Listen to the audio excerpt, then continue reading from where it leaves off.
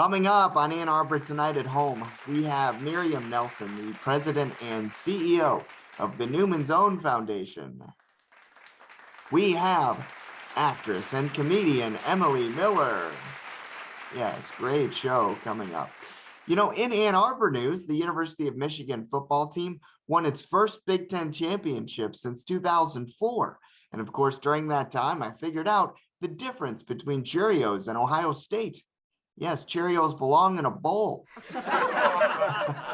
That's right. It's interesting. I was doing my monologue through Zoom recently for some friends. Well, it turns out, guys, it's not even remotely funny. Yeah, there was a track cyclist that is actually going to be an astronaut. Yeah, so she's going to be Neil and Lance Armstrong.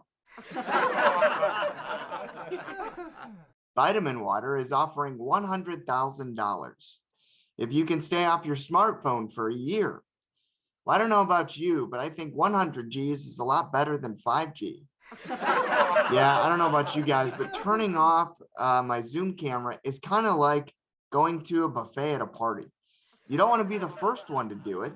I mean, you want to do it, but you definitely don't want to be the last. If I had a gardening show and it was mixed with comedy, you know what I'd call it? Herb Your Enthusiasm. Yes, we have a great show coming up, so please stay tuned.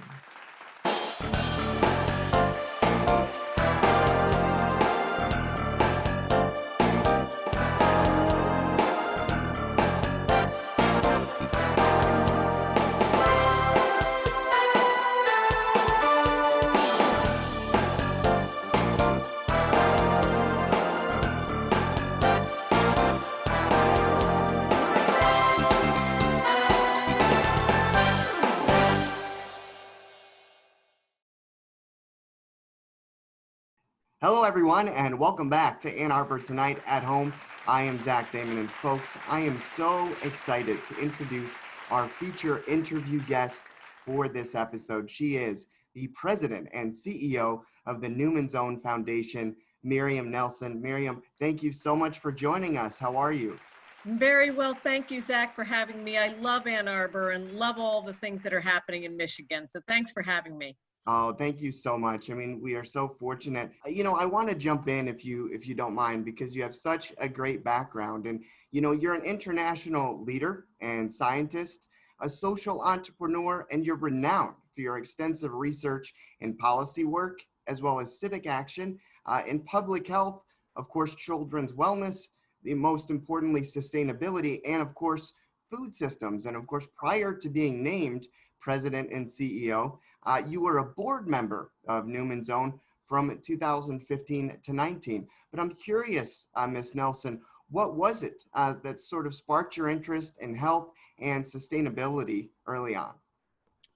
Oh, boy. Well, there actually was sequential. And the first thing is I've just always had a personal, it's been deeply personal to me around nutrition, physical activity, and health. And I grew up in a household. I was very lucky to grow up in a household that valued those things as well, as most households do.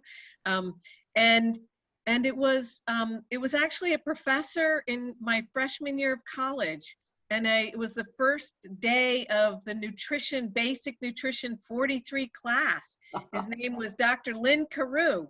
And he talked about sort of what nutrition was, and it had the blend of science and culture and health and pleasure, sort of all of those things. And I knew, and my children think this is crazy, but I was like, it was an epiphany. I was like, that's what I'm going to do for the rest of my life. It was literally, I can remember, it's in the second row of the classroom. And so from that time, it has definitely evolved. That was I'm dating myself, 1979 or so, but it's really evolved over time. And where I started was very much around personal health and performance. And then it's moved through how do we think about populations and how do we think about policy and changes. And then women's health has certainly been very, very important to me with our Strong Women program. But children are really at the heart of it all. And I've had some wonderful colleagues when I was at Tufts to be able to work on this. And then when you think about sustainability and you think about the health implications, you think about the environmental and social, it all converges to be just a like really fulfilling work. And I get to work with some of the greatest people in the country. And I feel very, very fortunate, especially to be at Newman's Own during this really pivotal time.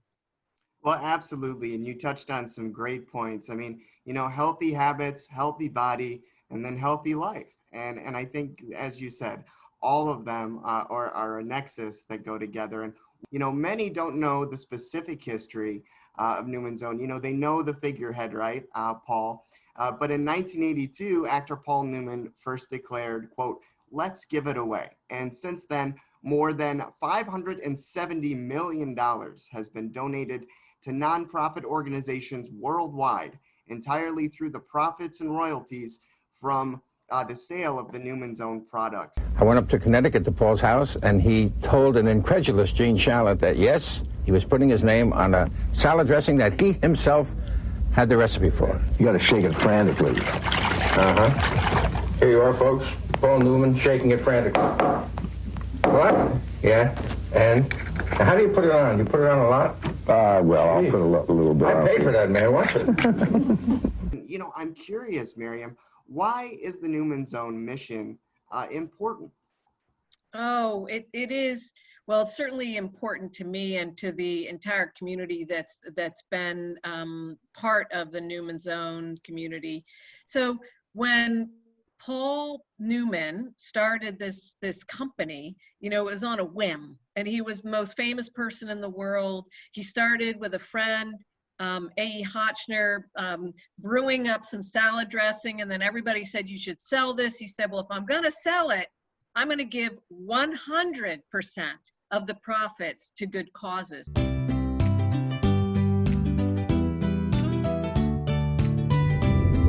How long can a corporation last when it gives everything away? I mean, I don't know. It's going to be an interesting experiment.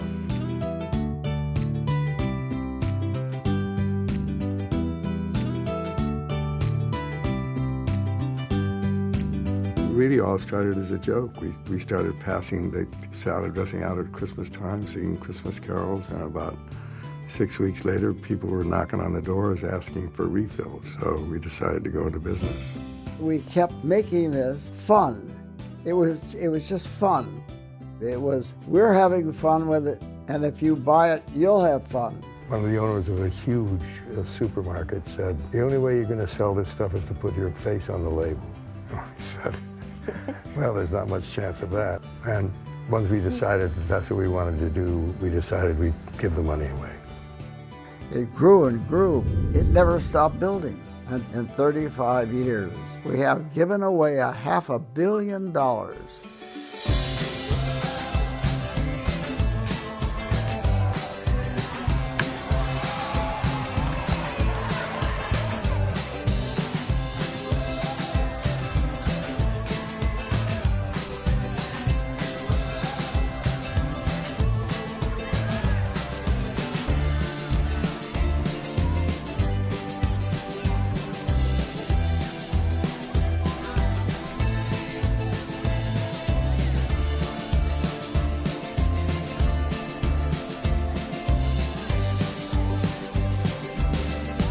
What's amazing is that we actually were, I have taken no credit for this, I'm just going to say, but we were actually the very first cause-driven brand. I mean, everything was about doing good in the world.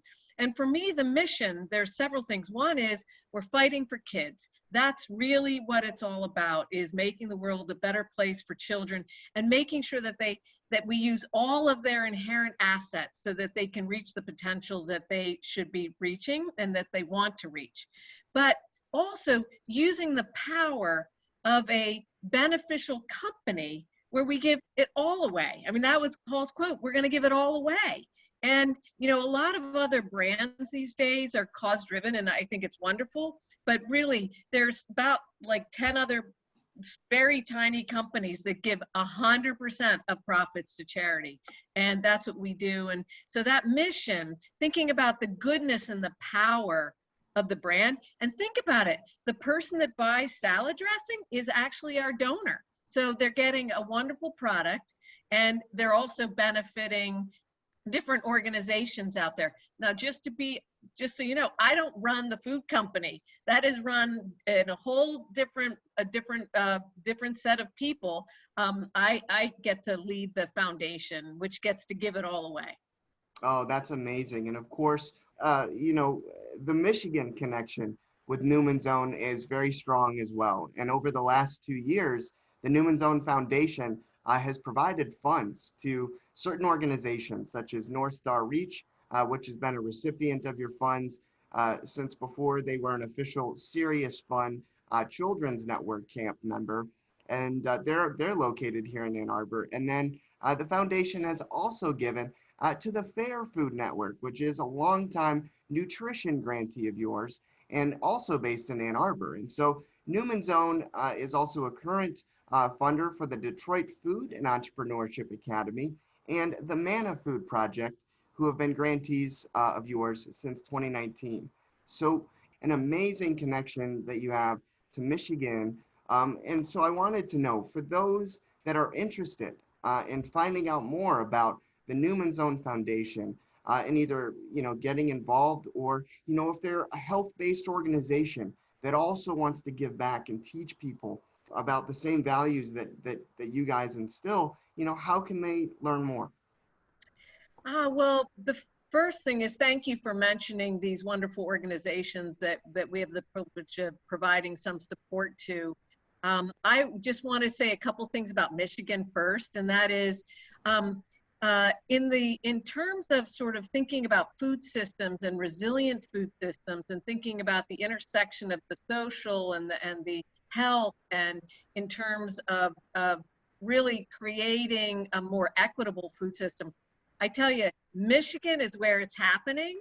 And there are some great players. You talk about the Fair Food Network, and others are just extraordinary. And I've been very aware of the work, and some of my colleagues are in Michigan. So just kudos to Michigan. You guys have so much going on. So it's really fantastic. In terms of getting to know more, the first is, you certainly can go to our website, newmansownfoundation.org. You can reach out to me. You can find me. There's emails addresses on the website. Follow us on social media, both Instagram, three: Instagram, Facebook, and Twitter, where we really try to keep current. I mean, in February, we were able to highlight during Black History Month incredible Black chefs that are doing extraordinary things. So we do occasional Instagram lives with some of our grantees. So that's one way to follow us. And the other is, peruse that grocery store and take a look at what we've got, because that's part of our story as well. So those are some different ways to intersect with us. So lastly, for all the young people out there watching and hoping to make a difference, what advice do you have for them? Yeah, it's a good question. And being in the academic world, I've worked with so many young people for so many years. The one thing I'd say is show up. Literally show up. When people need you, show up. Service is, you don't have to do it as 100% of your job, but being civically engaged in your community, it's amazing what you learn. Just getting out there, and the work that I've been lucky enough to do out in communities, all across Kansas, Arkansas, Montana, Alaska, here in New England. When you're in communities, you get to know people. And when you know people who are different become friends, and it really is a whole different perspective. So show up when people need you. Do some service, because it might spark an interest to change your career. I mean, the number of people that do some service work, whether it's a gap year or whether it is an internship, and then all of a sudden it's like, wow, I had no idea that there were many different ways to intersect with this kind of work. Absolutely. Wise words from a very wise woman, Miriam Nelson, the CEO of the Newman's Own Foundation. So show up, folks, definitely, and engage in your community. Thank you so much, Miriam. We in Ann Arbor and Ann Arbor Tonight support you and the Newman's Own Foundation. Thank you so much.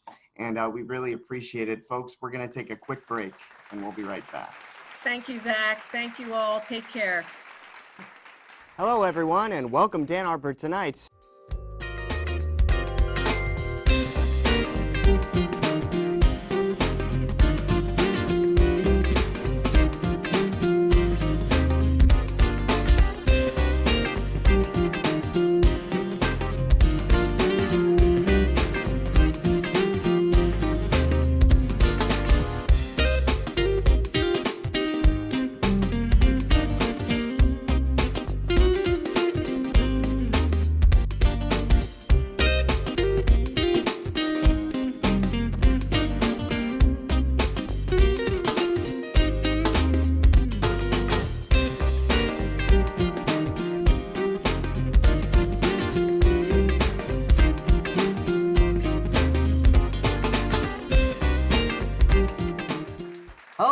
And welcome back to Ann Arbor Tonight at Home. I am so excited to welcome our comic guest for this evening. She is the actress and comedian Emily Miller. Thank you so much for being with us this evening. Excuse me, on Ann Arbor Tonight. How are you? Thank you so much for having me, Zach. I am fantastic. Wonderful. So I want to get started because for the viewers to get to know you and what you've done, I mean, you've had an extraordinary career already. Being an up-and-coming young, great performer, doing a lot of great stand-up. I mean, you've been doing stand-up since you were 17 years old. I mean, that's incredible. Where did you start and kind of what got you into stand-up? I started, well, I had lived the first 16 years of my life sitting in a chair. No. I started at Mark Ridley's Comedy Castle in Royal Oak, Michigan. It was actually, my dad got me classes there, comedy classes for my 17th birthday. So it was every Saturday for 6 weeks. Then there was a culminating performance. And then I took the class twice. And from there, I just kept doing it. Yeah. Absolutely. Yeah. And I mean, Mark Ridley, great man. And then what a great club out there in Royal Oak, Mark Ridley's Comedy Castle, Ann Arbor Tonight. We love that club. So really, really cool. And just an awesome experience for you, I'm sure. I mean, were you nervous the first time you got up and did stand up? I think I was terrified in a lot of ways, but I guess in another good way, I didn't realize maybe how, I don't want to say how bad I was, but I was so new. I was cute and, so ready to do it. And I thought I was funny. And it was like cute and entertaining, but it was not quite stand up yet. And I luckily didn't realize that. And I think if I had realized that, I would have been much more terrified. But I was excited. I was so excited. Absolutely. Well, and then aside from the comedic, aspect, I mean, you have both, right? I mean, you've done stand up and then you're also, a classically trained actress and have done that. But the great thing is, I mean, you really have a strong goal and a strong vision to really be, in your own television comedic sitcom someday. Talk about that dream, talk about kind of the vision for that and where do you see yourself in terms of television? There's not a more flattering way for me to phrase this, so just please indulge me for a moment. I will unabashedly admit to you that a lot of the time, because I also write, I guess I'm just good at everything. I don't know. I definitely sometimes approach life with a paradigm that I am a main character in a show. And so I seek out funny situations or clever situations, but also I think I see them. I listen to conversations and I always listen for what could be a punchline. So yeah, I've always there's something to me. I would love and be so honored to be in a successful movie, but there's something about my idea of being on a long-running television show, just something about the camaraderie of the cast and maybe being able to eventually contribute to the creation of an episode. Just something about that to me is really enticing and I want it. Oh, absolutely. And well, and you bring up a great point. I mean, just seeing life happen and seeing punchlines. I mean, isn't that the magic of art and the magic of comedy, is that it's all around us, and especially during this pandemic we're in. I mean, laughter really is the best medicine. And I think you bring up a great point that there is tons of comedy and ways that we can laugh about life rather than take ourselves too seriously, right? And then as far as the camaraderie goes, I completely agree with you. I mean, the arts is an amazing field with, as meeting a lot of great people. I mean, look, you and I met, and we are doing this great thing together. So it's just, yeah, I completely agree with you. And yeah, I definitely can see that happening for you. Absolutely. And, of course, too, you talked about, your will to do that. But talk to me about too, like your time in Chicago. I mean, how have you enjoyed that? And is Chicago kind of what you thought it would be, or is it different? My time in Chicago, I'm definitely an interesting sample for you to ask, because I've had a lot of interruptions.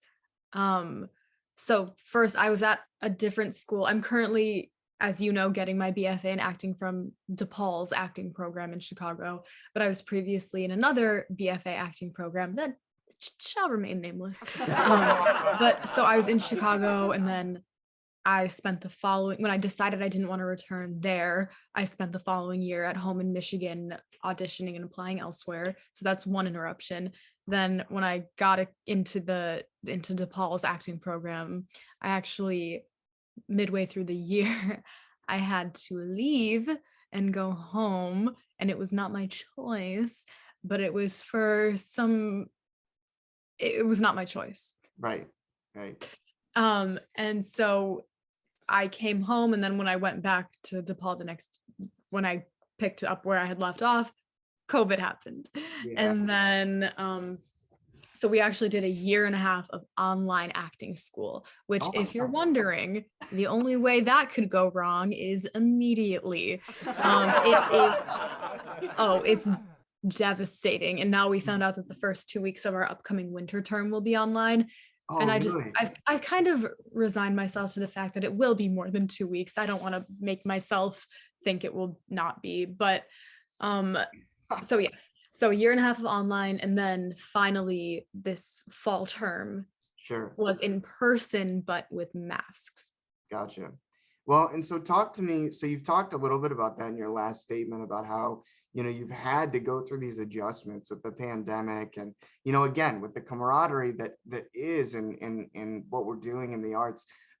Talk about how you've adapted with the pandemic. Are you writing more? Are you, kind of getting more into, the writing aspect of things? What have you done to sort of kind of keep those creative needs going?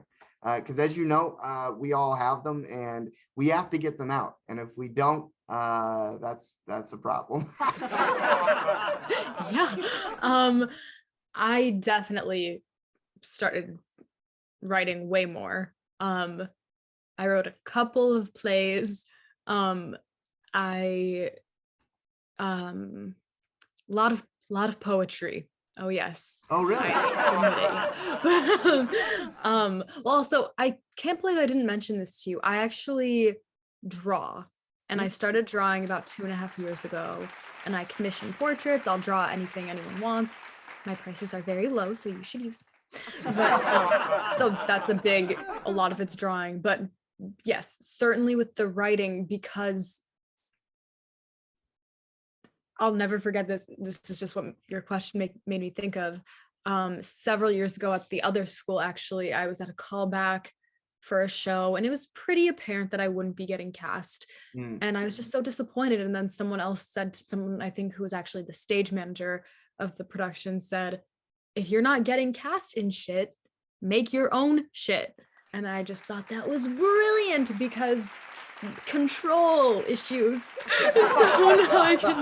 I definitely almost, I'll phrase it as getting high off of making something out of nothing, because I can do whatever I want with it. Yeah. it's really a blank canvas. I think that's what's great about the creative process, right? Is there is no wrong. I think the main thing is just to do. And you're definitely doing that, and I think you hit it right, on the head. If you could work with, one comedic genius, who would that be and why? I oh my gosh. I would love to work with John Mulaney. I would love to work with Tina Fey. And even not even stand-up comedians necessarily, but just who I consider comedic geniuses. Danny DeVito. Also, I mentioned this, but Titus Burgess, who I think was most notably on The Unbreakable Kimmy Schmidt. But who else? I'm trying to think of certain people from SNL. Key and Peele. Yeah, oh, of course.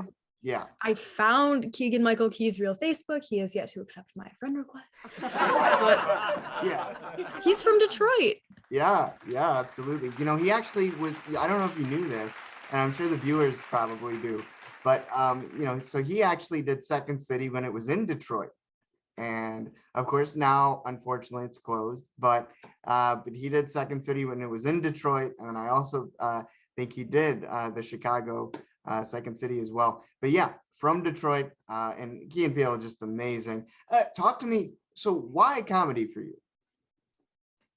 Because I'm just hilarious, Zach. No, Of course. I think I've always been very willing to say things that I think everyone is thinking, but not willing to say, which frustrates me. But I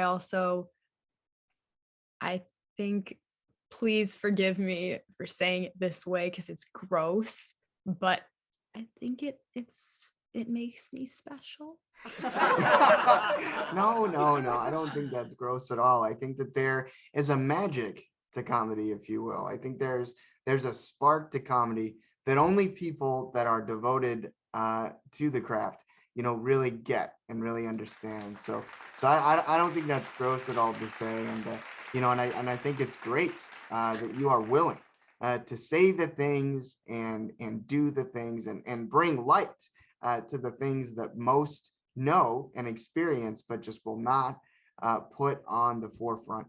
I wanted to know too, talk about, so for a lot of the young girls that are watching, right, that have dreams and goals to be actresses, to do comedy, or to be stars, and to work in show business.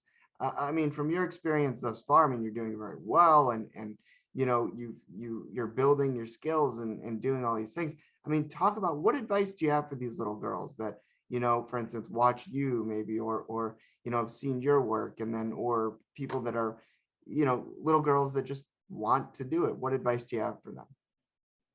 Well, to start, it kind of goes back to something you said a minute ago, because I think my answer wasn't fully formed for the why comedy, because there are so many answers. One of them that I think is really important is to take what you do seriously without taking yourself too seriously.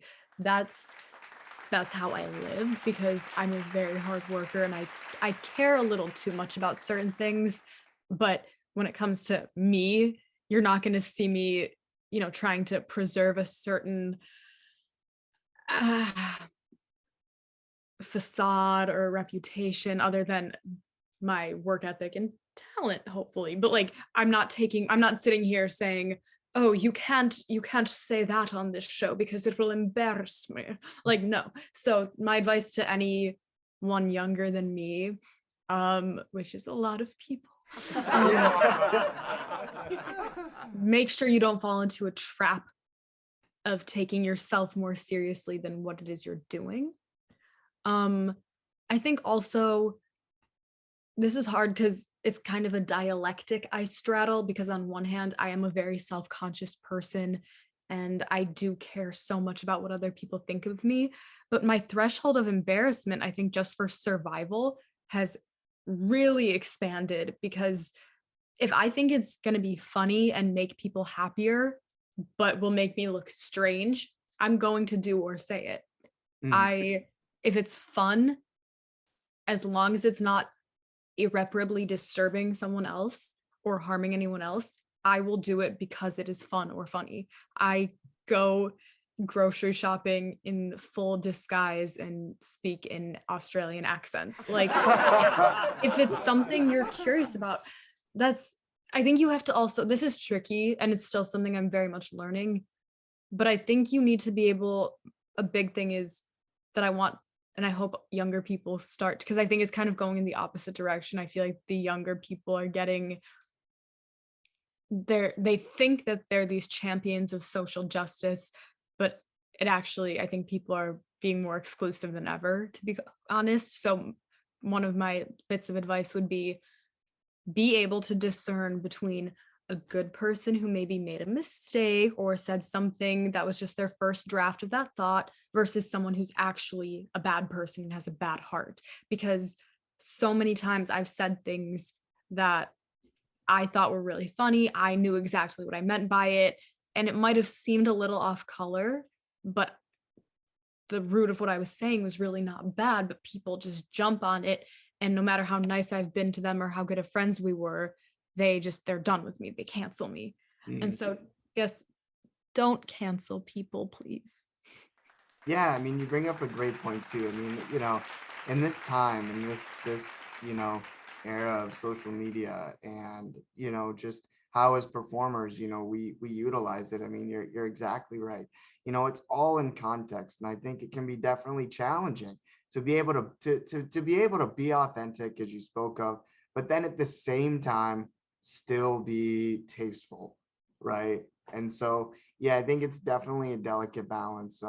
Absolutely. And so thank you for that. And then, I wanted to know too, I mean, if you could perform at one venue, like one famous venue, where would that be and why?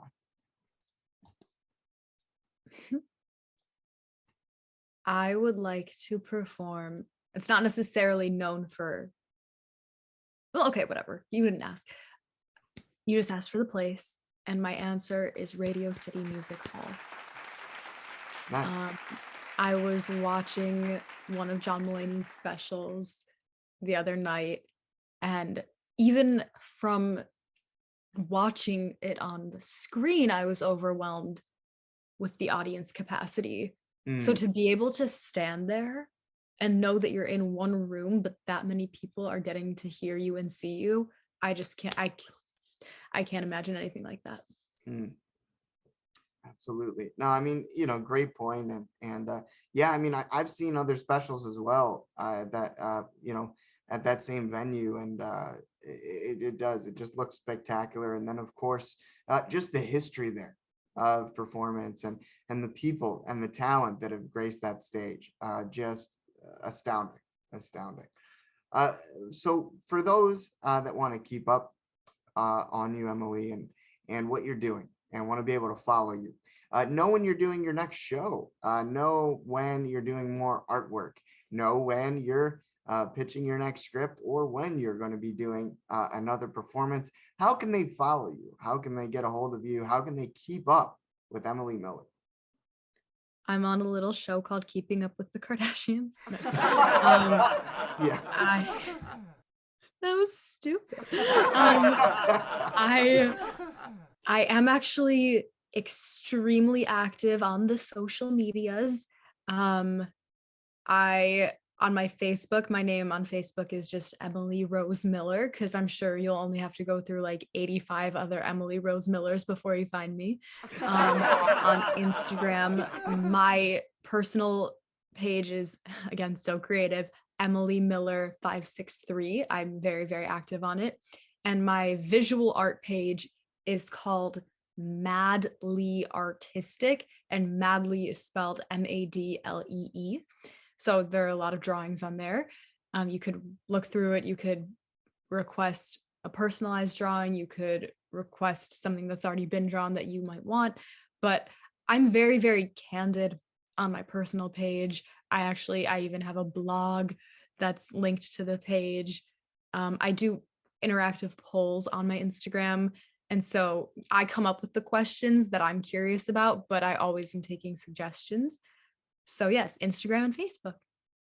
All right. No, absolutely. And then, of course, one of your favorite shows is It's Always Sunny in Philadelphia. So, if Bob, Al McKinney, or any of the creators and producers of that show, if you have a chance to see Emily Miller, check her out. She's up and coming, loves the show. So I just thought I'd give them a shout out too. Wonderful show. But Emily, thank you so much for joining us on Ann Arbor Tonight at Home. Believe it or not, we do have a studio. So one of these days, we'll have you over there as well. I'm holding you to that. Absolutely. Absolutely. Thank you so much. Thank you so much, folks. We're going to take a quick break and we'll be right back. Thank you. Hello, everyone, and welcome to Ann Arbor Tonight.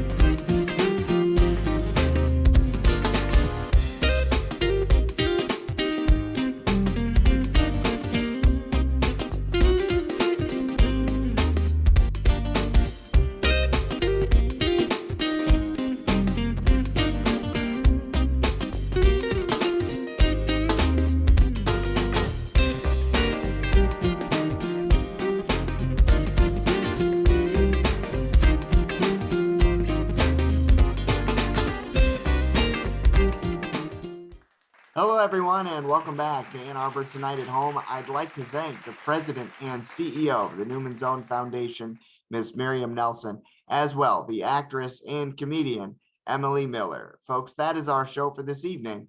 We'll see you next time.